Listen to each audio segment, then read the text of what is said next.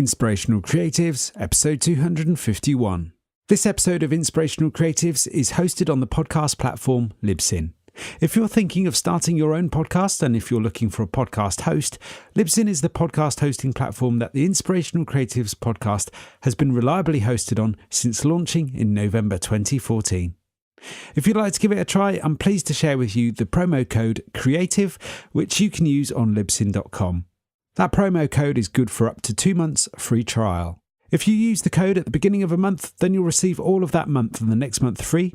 However, if you use the promo code later in the month, you'll get the remainder of that month free and the following month free too. That promo code is CREATIVE, which you can use on libsyn.com.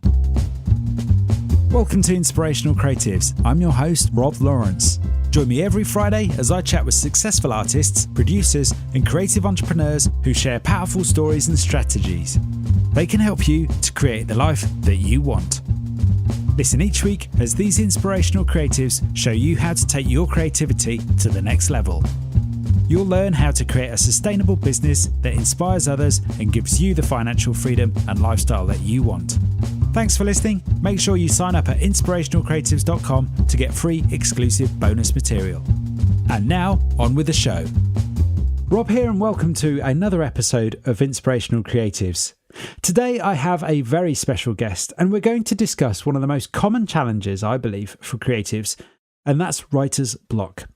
Now, whether you believe in writer's block or not, you don't have to be a writer to be a blocked creative, which is why I'm delighted that our conversation today promises to build on the chat I had recently with Dr. Christine Lee on overcoming procrastination.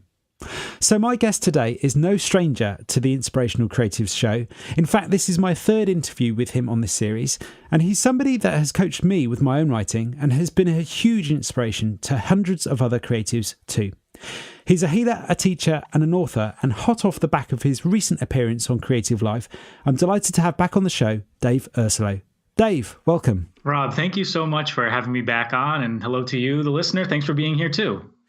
So let's get straight into it today, Dave. Have we finally found the cure for writer's block? I certainly am trying. That's for sure, Rob. I'm certainly starting to advocate a cure for writer's block more and more because, you know, Rob, as we've discussed before we got on the line together, and at what I discussed at Creative Live out in Seattle, which was a terrific experience of speaking, you know, in a live platform to be teaching something about how to overcome writer's block to potentially thousands and thousands of students.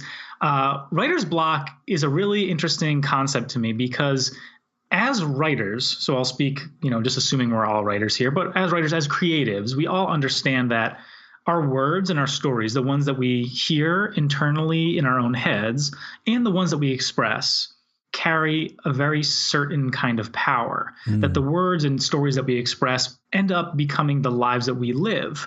You know, as the sayings go, wherever your mind goes, energy flows. You become the sum of your thoughts. You become most like the people who you spend the most time with. There's this idea that we all kind of intrinsically understand, whether writers or creatives or not, that how we spend most of our lives is what our lives obviously become. And so for writers and creatives, we understand this power, and part of the power or part of the responsibility of the power that we possess is to help others see more clearly, feel more clearly, become aware and exposed of certain issues and ideas. We use stories to help communicate experiences. And I really believe that writing is not just a tool of communication, but something that brings the human experience together. It is an invisible, even though the medium takes the form of pixels and ink, we're cultivating emotion and empathy and compassion on a human level that I believe creates this kind of these energetic bonds between us. And so we understand that power, but for some reason, Rob, and I'll let you jump in, for some reason, all of us writers and creatives tend to be a little bit complicit in furthering this story of writer's block, which is a story that I can say, like, none of us want to experience. None of us want to breathe more power into this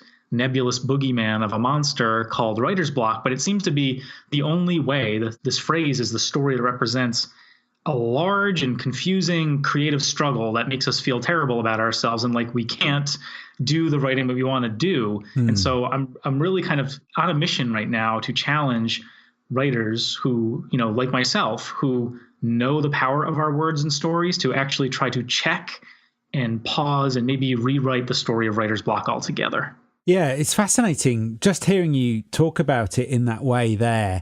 The idea that actually writer's block is a story that we're telling ourselves in the first instance. So there's us wanting to write or create stories or the stories of our lives in that sense and share these stories in some shape or form. But actually it's a story that's behind this concept of writer's block. Is that how you see it, Dave? Is this something that is a result of the stories we are telling ourselves in that sense? Yes, Rob. There's two observations I want to make in response to your question. The first one is the literal term of writer's block was created officially in the mid 20th century. And it was a term that was coined by a psychologist who was researching some of his favorite writers from the early 20th century and these states of dismay and struggle that we have now today come to associate with writer's block or starving artist syndrome or this general culture of woe is me that seems to plague writers and creatives. So think of the forlorn writer who drinks oneself into oblivion and is riddled with depression and anxiety and social isolation to the point where they end up ultimately taking their own life. And this psychologist was trying to study, is there an actual psychological condition that is causing the struggle with these creatives and their creative self-expression? And he came up with the phrase writer's block to establish this kind of fundamental struggle that seems to exist for these creatives and who are, otherwise brilliant minds and creating great novels and stories that have shaped, the course of literature, especially in the 20th and 21st centuries. So what I believe that this gentleman was doing and what has, for the last 50 plus years happened as a result is we finally have been given the language to describe what has been for as long as writing has probably been around, writing in the sense of artistry and especially sharing writing, thanks to the printing press and all these things, to describe this undercurrent of struggle that seems to exist with creative self-expression. I think that there is a fundamental struggle with all creative self-expression, but there's a difference between struggle in the sense that it requires effort to do something versus suffering. And in my writing course, Unavoidable Writing, I make this distinguishing observation in the beginning of the course, just to give people the opportunity, students of the course, the opportunity to just understand that writing, like any creative expression or any act of doing, requires effort. And on a level of, the basic laws of physics, according to Sir Isaac Newton, an object in motion stays in motion, an object at rest remains at rest. So therefore, we're never in a state of like purely creating all the time. We're not constantly painting, making music, or penning poems. So when we're not creating, it requires effort or resistance against stasis, like the act of not writing, to get into a state of creation.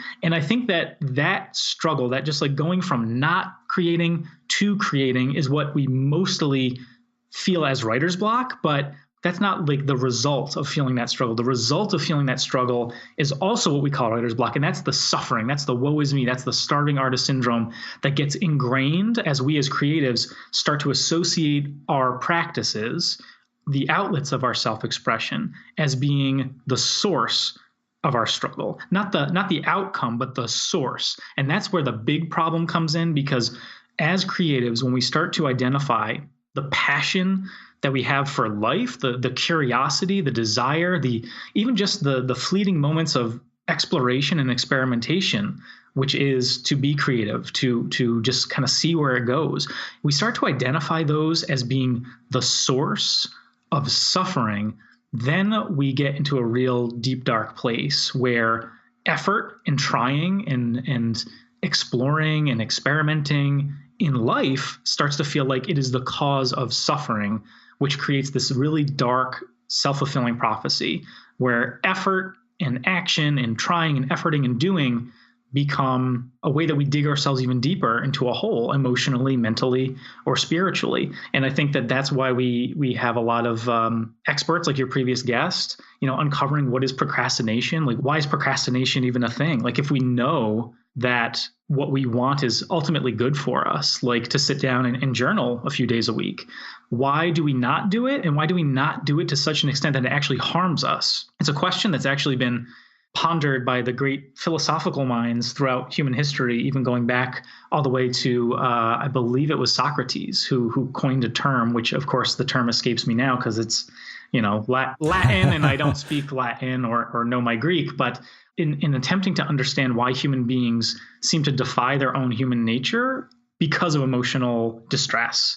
That all leads back to this idea of starving artist syndrome, writer's block. I believe, Rob, that this is all way more about our human nature than it is about the skill of writing, mastering the creative form, accruing 10,000 hours of dedicated practice to become a so-called expert. Like all the things that we tend to the royal we, the socially that we fixate upon for career success and financial wealth and popularity and Twitter followers, all the things that we think are going to give us what we want in life.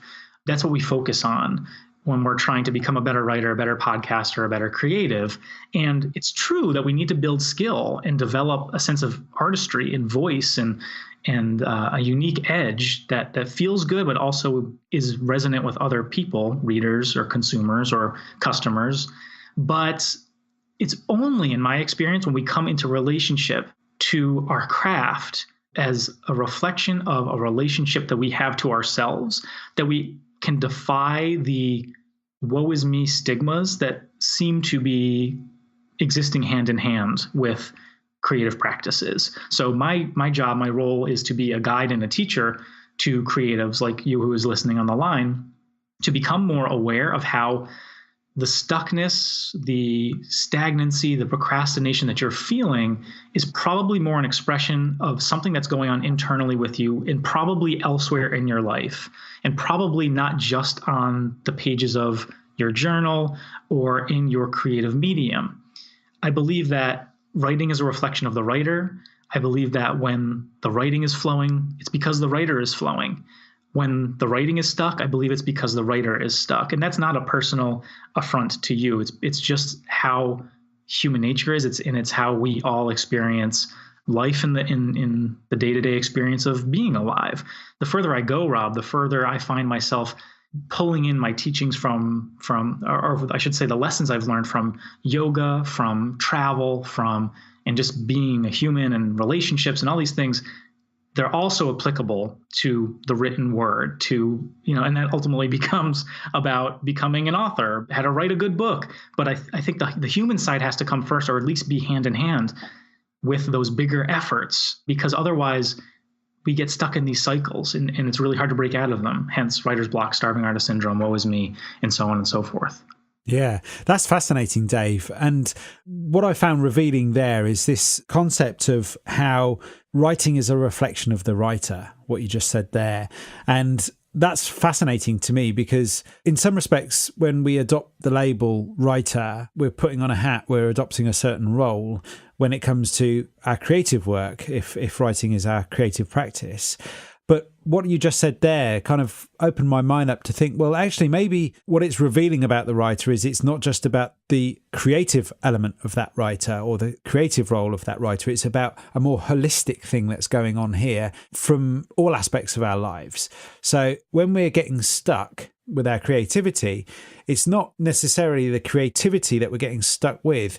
It's because we're probably stuck in a more holistic sense of who we are and where we want to take our lives going forward. Is that what you're saying, Dave? Yeah, absolutely, Rob. And it doesn't always need to be so existential as I'm making it out to be, because it doesn't mean that you're stuck in a scene that you're writing in your novel because your life is going nowhere. Because it's not because you're a loser, you're at a dead-end job, nobody likes you. It's not like that. But what I find in working with writers, and of course, I mentioned my writing course, Unavoidable Writing, which is the product of 5 years worth of working with writers, many of whom came to me as members of a private membership online writers group that I ran for a number of years. Others who I've worked with through storytelling and helping to craft the true stories of one's life and sharing that, in About Me pages and things like that. All of this work is also the result of the last 10 years of my life of being a writer and starting off aspiring to become a best-selling author. That was my first goal when I quit my job almost 10 years ago. It was actually 9 years ago now, 9 years ago this month in May. So I round up to 10 because I feel like I'm getting older and I can just start rounding up and saying how hard it was for me back in the day. But no, that's how I started. I started off with the goal in mind to write a best-selling book. I thought, how hard could it possibly be? It turns out it's hard. But that was my big goal. And I thought that by using writing as the tool of communication that I knew it to be, that I could advance the quality of my life and that I could have a career for myself that was meaningful and significant and felt really purposeful. Whereas my old career in public service here in the States felt really meaningless and like it was actually creating more problems in the world than it was creating solutions. So as I got writing, and I'll tell this specific story to you, Rob, because we've talked about my book before, but when I ultimately went on to self-publish my first book, which did not become a bestseller. In fact, only maybe a few thousand people read it, and it wasn't very good. I think it boasts all of a like 2 or 2.5 star rating on Amazon because I didn't know what I was doing. I was 10 years younger. I was 10 years less a writer, and I had really big, ambitious dreams for it. Now, all of those things can remain true in the book that I wrote, which is called Lead Without Followers. Maybe just wasn't a good book. But in hindsight, and through the work that I've done over the last 10 years of identifying my own resistance as a writer and also where resistance was manifesting in my life off the page as a man in relationship to women, as a son, as a brother, like just as a human in the world, I started to make these really startling realizations. For example, after I self-published my first book, I started to get into yoga because I was in need of a mindfulness practice and one that was physical because I felt like I was just constantly stressed and anxious, and working for myself wasn't really working. I was just basically living off of my savings. I just self-published my first book and nobody read it. It didn't make me a best-selling author. I didn't go on a speaking tour as a result. So I just didn't know what the hell I was doing from that point forward. And I was really feeling like I had missed my calling and let down my big dream. I started to go to yoga. One day, the yoga room was so crowded that instead of asking anybody to move their yoga mats around so I could fit into the row, instead of asking the teacher if the room was too crowded, instead of just like being human and like trying to find my place in the space, I instinctively turned around, I walked out, and I left. And at the time, I told myself the room was too crowded. I told myself, maybe this isn't for me. I'm not sure I'm even into yoga. I definitely am not a yogi. It's just like I just wanted to show up one day and to exercise and to maybe feel better about myself. And as a result of some really seemingly insignificant things, like not having a clear space for where to put my mat, I ended up leaving altogether. Now, that might seem really insignificant, but the truth is, as a result of this action, thankfully for me, the yoga teacher on that day saw me leaving the room and kind of instinctively knew that I was uncomfortable, that I was hiding. I was hiding from asking anybody for help. I was hiding from receiving help, or, in turn, maybe I was feeling unworthy of finding a place in a room, in a community, in something as simple as a yoga class. So what did this say about me? What was going on within me? That teacher convinced me to come back into the room and to take that yoga class, and it was great. And people moved their mats for me like it was no problem because it wasn't a big deal. It was just a yoga class, right? As a result of this experience, Rob, over time, I began to connect what I was actually doing when I was leaving that yoga room to every other aspect of my life, in which I felt more comfort in hiding from being seen, in walking away as opposed to receiving help from other people.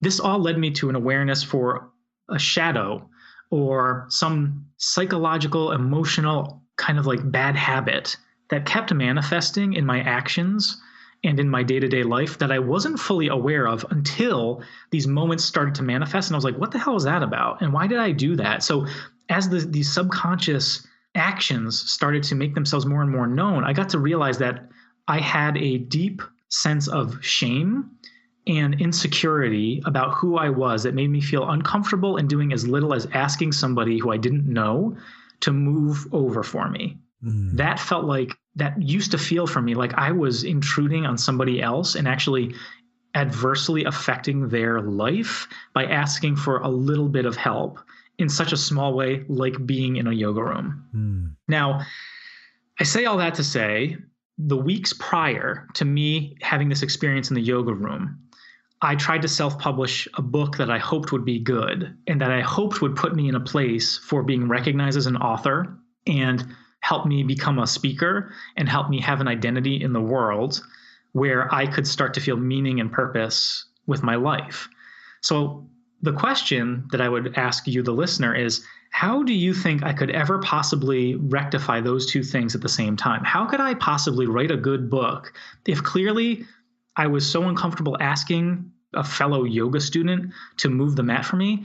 Do you think that I asked enough people to proofread my book for me before I published it? Do you think that I asked enough editors to help me make sure that the book was factually sound and well articulated and didn't have simple grammatical errors? The answer is no, because I was too embarrassed to ask for help. I was too insecure to receive help.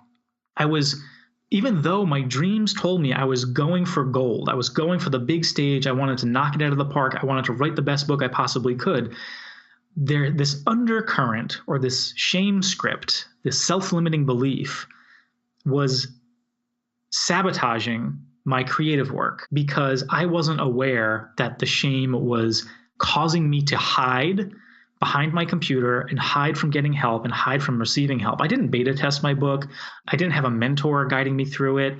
There were so many things that I did wrong, and I can't help but think, Rob, that those are some of the reasons more why my first book, Lead Without Followers, wasn't as good a book as I hoped it would be. It's because I wasn't fully aware of myself as a human being at that time. And if I had been more aware of my shame scripts, of these self-limiting beliefs, or what I call in Unavoidable writing, these shadows, these undercurrents of turmoil that subconsciously affect our creative output and artistic efforts and career goals and relationships and self-esteem, that my book would have been at least marginally better because I would have been more helped and more supported and would have had other people who know how to, better check for my grammatical errors and typos and all these little things. And so this is just one small example. It's kind of a long-winded example, so thanks for bearing with me. But I think it really articulates the point here that no, being stuck in an individual scene that you're writing or on a blog post that you're working on may not reveal that you're this horribly broken human being that is going through an existential crisis like I happened to be at the time. But as I work with writers, I have a really precise ability to be able to identify when someone's blog post isn't quite clicking, when an essay that they're working on, a newsletter that they're writing, an About Me page that they've been trying to finesse for months or years isn't falling into place. I can identify what is the human being behind this struggle experiencing. And even if it's a microcosm, even if it's, I just kind of feel insecure sharing this much about me, or I'm not sure I deserve to want how much I want as a writer or as a creative person. I'm not sure I deserve, what makes me deserve to work for myself when so many other people are struggling, or feeling like you're an imposter, like someone will eventually find you out as not being a quote unquote real writer or a real artist someday. All of these little twinges of hints of feelings and scripts and self-limiting beliefs will make themselves felt in whatever we're working on in the microcosm of the moment, because writing is a reflection of the writer. And whatever we're experiencing off the page is eventually going to find its way onto the page. I believe that. It's true in every experience that I've had, whether we're talking about writers or not. It's true with every client that I've worked with. It's true of everything that I've ever read, from Julia Cameron in The Artist's Way to Stephen Pressfield in The War of Art. They don't necessarily use the same language that I'm using, but I can see it and sense it. And it's like we're all aware of it, but I feel like we need to start to, as a creative culture, deliberately say these things and remind ourselves that whatever we're trying to express in our art form is going to be a manifestation, a reflection of how we're relating to and understanding the truth of who we are as human beings. I love that, Dave. And I love the examples you're sharing with us there to demonstrate that point. What it's revealing to me, which I find absolutely fascinating, is that it can give us clues as to what the next step is. So I appreciate you've been teaching a lot about this recently, about how our resistance can teach us where to go or give us a clue as to which way to turn towards facing our positive creative potential. Mm-hmm. Could you talk a little bit more about some of the finer details about that specific relationship? You mentioned the shadow element. Yeah. Could you describe to me more about how that shadow element can reveal a deeper understanding of who we are and where we could be going? Absolutely, Rob. So the fastest way to get a deeper understanding of like what's actually happening in your creative practice is to simply like take a beat, to take a pause, and to ask yourself, to inquire, what am I actually feeling underneath this experience of wherever I'm struggling or spinning in circles or feeling discomfort? Usually that's enough to just say like, okay, something is happening beneath the surface and I'm feeling resistance, but what kind of resistance is this? And in my writing course, in Unavoidable Writing, I encourage writers to take a clue from what other creatives have been, teaching pretty popularly, in attempting to understand if the resistance that they're feeling is normal or an emotional expression of a shadow behavior. So I mentioned earlier the physics of writing, as I call it. Is it just the discomfort that you're feeling of needing to get yourself going? Because if so, that's totally normal. It's the laws of how our world works, of how the universe works. If you're at rest, you need to use force or create momentum against stasis, and sometimes that's going to feel uncomfortable. We also hear, I mentioned Stephen Pressfield in The War of Art in the subsequent books. He takes what I would describe as, being a big fan of his work, he takes a little bit more of, I would say, like a masculine askew perspective on writing being only about struggle, and that resistance, which he uses in kind of like the capital R resistance, is kind of like an enemy that you need to fight or war against. And Stephen Pressfield, I don't know him personally, but I know he's a former Marine. I know he's a military history writer. So it kind of makes sense to me that his perspective would be like, you identify the enemy and you fight it at all costs. Now, with shadow work, which is the essence of identifying the underlying behavior or fear or self-limiting belief that may be causing you struggle in writing, it's much more about looking within and kind of holding a mirror up to yourself to ask yourself what the discomfort is. And so in Unavoidable Writing, which I know I'm not here just to pump up my writing course, but I list upwards of 40 self-limiting beliefs that I have accumulated over the years that actually create this picture of how many different things that writers will say to themselves, I would say, excuse the discomfort that they're feeling. So if you'd like, I could give you a few of those and kind of connect the dots between what they... So, okay, perfect. So I'll ask you, dear listener, if you have heard yourself say something like, even quietly as you're working on your creative project, have you said something like, this makes me feel uncomfortable? Or I feel like I'm risking too much by saying this or doing this?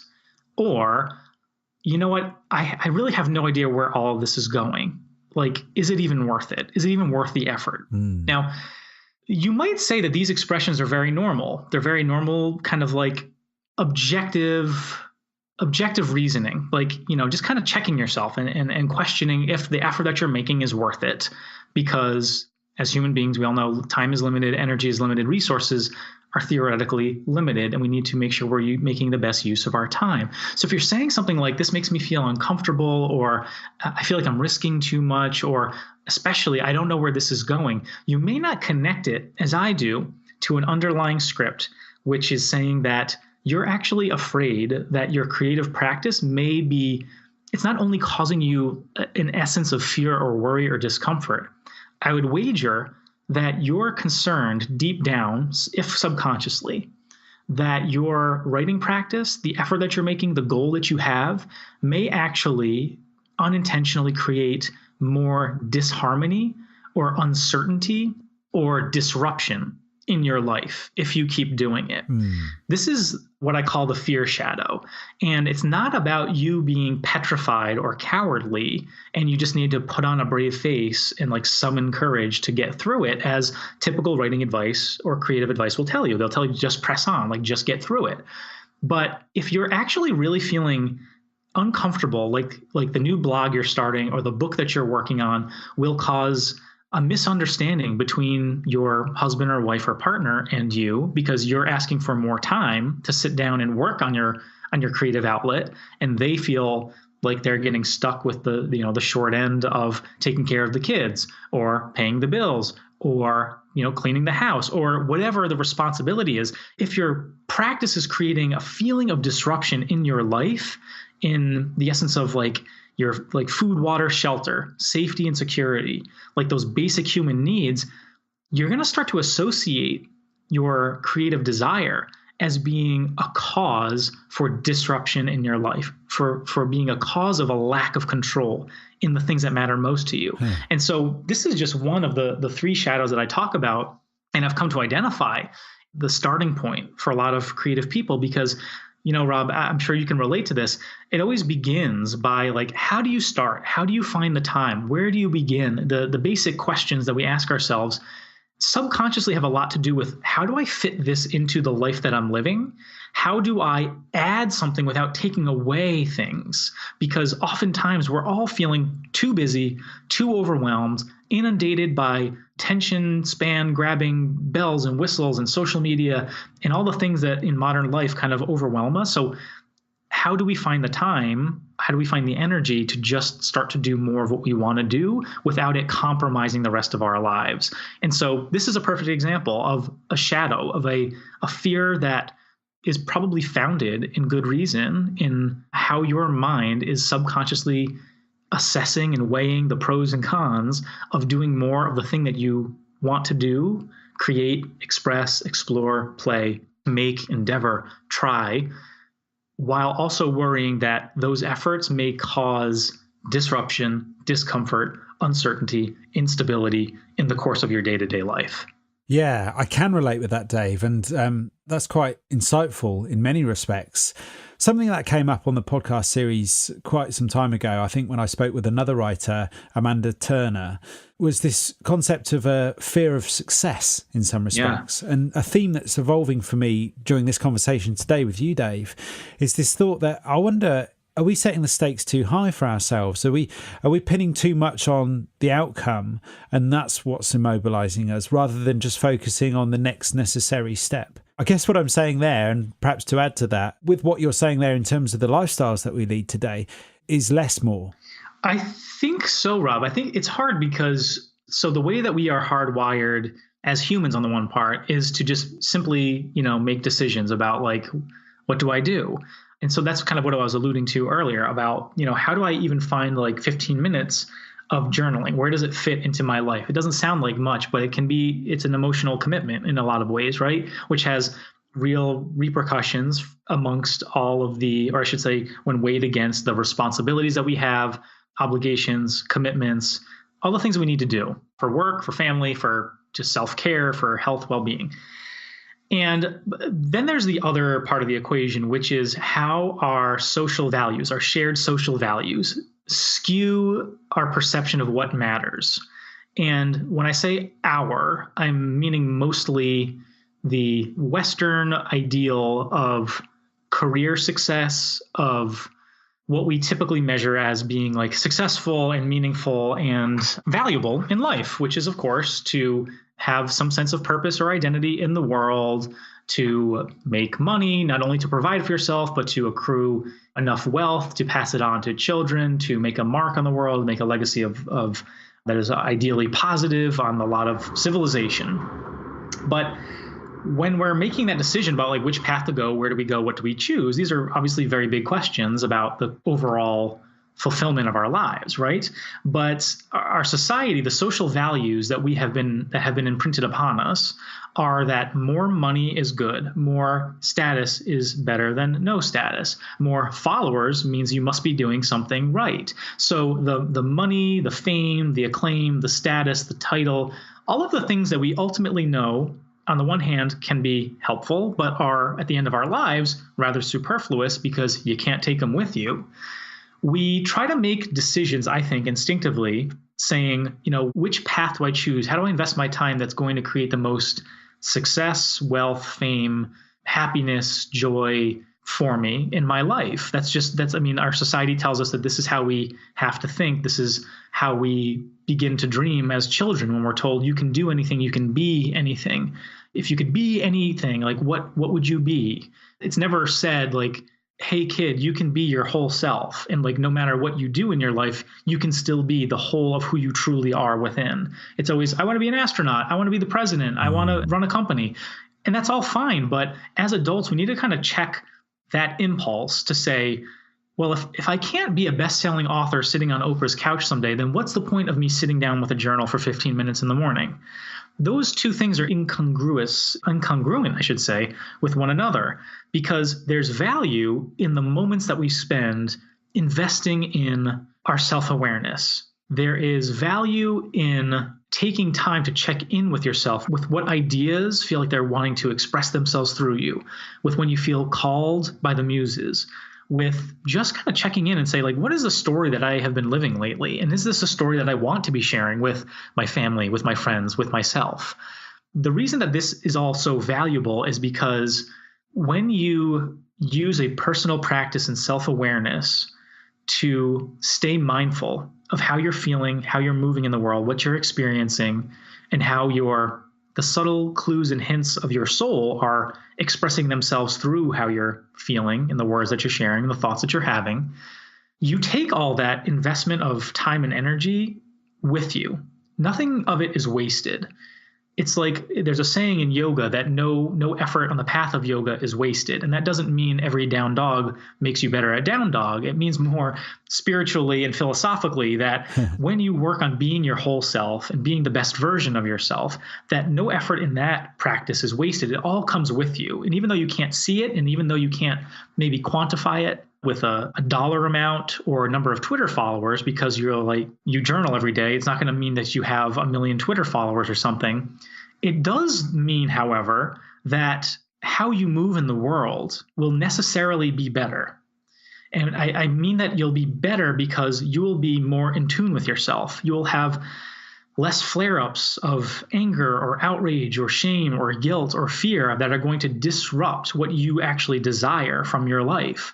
It's kind of like a principle, Rob, of just basic leading by example, that the more you know yourself, the more that you know your triggers, the more that you know your shadows, the more that you know your desires, the better you are naturally at being able to align your choices and decisions and words to that inner code that you're feeling and want to experience in life. You know, the basics of leading by example is like to not be terrible, like to feel a level of trust within yourself, to feel at home within yourself, to constantly be cultivating as best you can a sense of harmony in the world around you, in your home life, and also to feel whole within yourself. So home and harmony and wholeness, these are the three, what I call the three promises of writing. And I think that the more that we can pursue those ideals as creatives, naturally, we're going to start to feel that in other aspects of our life. If you still have a 9-to-5 or an 8-to-6 job, or if you're a parent, if you have other obligations and responsibilities, those roles and responsibilities that you have will definitely improve for how you cultivate more of these good, positive promises within you. And the more that you can kind of keep an eye of awareness on these shadows, these pitfalls that make you feel like it doesn't mean that you're perfect. It just means that you're more aware of the tendencies to be less than the best version of yourself. And that sounds really daunting and overwhelming. It's all incremental. It's all just giving yourself to your practices of meditation, yoga, journaling, mindfulness, playing with your kids, spending time in nature, all the little things that do kind of accumulate in a really positive sense. Join me again next week for part 2 of my conversation with Dave, where we go deeper into Dave's own journey. When I was, dealing with depression and anxiety years ago, I quit my job. I was very depressed and I didn't tell anybody about it. I was just kind of simmering and stewing in my own misery. And I knew that I needed to make a change. And I instinctively drifted to writing to start to figure out what the hell was going on, who I was, what I believed, what I didn't believe, why my career was incongruent with who I was, and how writing and creativity has transformed Dave's own life. As I put pen to paper, as I literally wrote each and every word and feeling and sensation, and literally wrote it in ink and put the ink on paper, that I was physically birthing what I was thinking and feeling onto the page and thus into reality. Through his thoughts and by changing his own dialogue and story. Don't forget how powerful it is to remind yourself that you are on some level choosing your thoughts and that you can choose your emotional response to certain things. We also explore how the stories we tell ourselves and others can restrict our own creativity. Busy especially is a story that I personally detest. And how our own creative environment can either fuel or hinder our creative practice. You start to imprint a sense of a right to belong as a creative. It's really easy to hide from your creative callings, from your writing desires, from your artistic practices if you don't have a dedicated space where that practice exists. And finally, why creativity is so important to who you are. If you feel the calling of creativity, if you feel drawn into self-expression, if the pages of a journal keep calling to you, but you don't have a book dream, like whatever the case may be, that's still the whole of who you are. We also learn more about Dave's new course and life's work, Unavoidable Writing, where if you'd like a sneak peek, you can head over to unavoidablewriting.com and learn more about Dave's course there. And if it's something you're dying to get stuck into before we talk about it next week, make sure you use the promo code ICP30, that's ICP as in Inspirational Creatives Podcast 30, where you'll get a 30% discount. Join me next week for part 2 of my conversation with Dave Ursillo.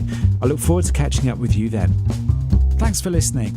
Nothing beats the stories and advice of an expert to help you raise your creative game. I would love to know what you thought about today's episode, so don't forget to subscribe in iTunes, where you can rate and review the show.